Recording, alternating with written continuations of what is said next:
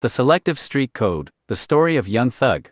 Let's talk about the street code, that unwritten, often selectively enforced rulebook that governs loyalty, silence, and how you conduct yourself when the law comes knocking. It's supposed to be ironclad. You don't talk to the police, period. No statements, no naming names, no helping their case in any way. That's the foundation, right? But lately, especially with the YSL RICO trial, it feels less like a code and more like a suggestion. If you're Young Thug? Let's rewind to that now infamous interrogation video. Young Thug, sitting there with detectives, allegedly discussing a situation, allegedly mentioning Pee Wee Roscoe by name in relation to the Lil Wayne bus shooting. Now whether you believe he was manipulated, whether you think it was just general knowledge, or whether you think he was trying to protect himself in the strictest sense of the street code, that's a violation. You don't engage, you stay silent, you don't give them anything to work with, even if it feels innocuous in the moment. That video, regardless of intent, shows him talking to the police. That's the cardinal sin. Yet, where's the outrage? Where are the snitch labels from the wider hip-hop community? Atlanta rappers, industry titans, even artists who've built careers on being street certified, they're largely silent, or worse, they're bending over backwards to defend it. Why? The answer, I believe, is simple. Young Thug is a superstar. He's an innovator, a trendsetter, a hitmaker. People want to work with him. Labels have invested millions, so the code becomes flexible. The definition of talking to police suddenly has caveats.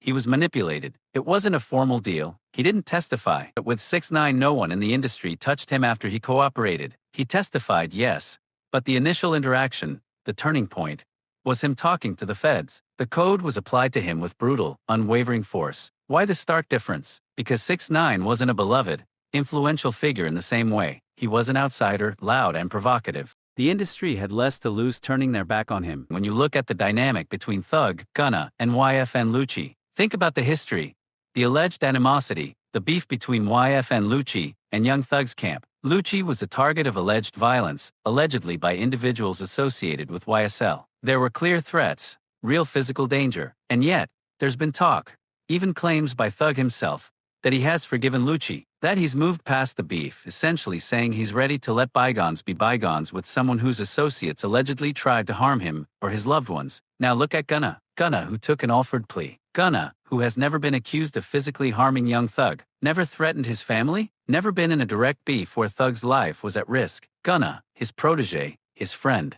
his label mate, who maintained his innocence while admitting the state had enough evidence to convict him, essentially to get out of jail after spending months locked up. And what's the narrative from Young Thug's side about Gunna? That he's essentially a rat, that he broke the code, that he's to be ostracized. Do you see the hypocrisy here? Young Thug, allegedly talking to police in a video, gets a pass. Young Thug, reportedly forgiving someone whose camp allegedly tried to physically harm him, is seen as noble. But Gunna, who took a plea that didn't involve testifying against Thug, or anyone else, is branded a pariah. It simply doesn't add up if you're applying a consistent street code. It seems the code only applies when it's convenient, when it protects the powerful, or when it benefits the business. When it comes to Young Thug, suddenly the definition of snitching becomes incredibly nuanced, practically invisible, because of who he is. But for Gunna, or for 6ix9ine, it's a bright line you can't cross. This isn't about legal technicalities, it's about the social contract within the hip-hop world, and it exposes a system where loyalty is demanded,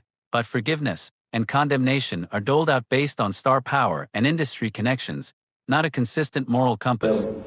I'm taking what I tell the world. What's your number? Yes, you can. Hey. I don't have your number. Well, give it to me. If you ain't give it to her,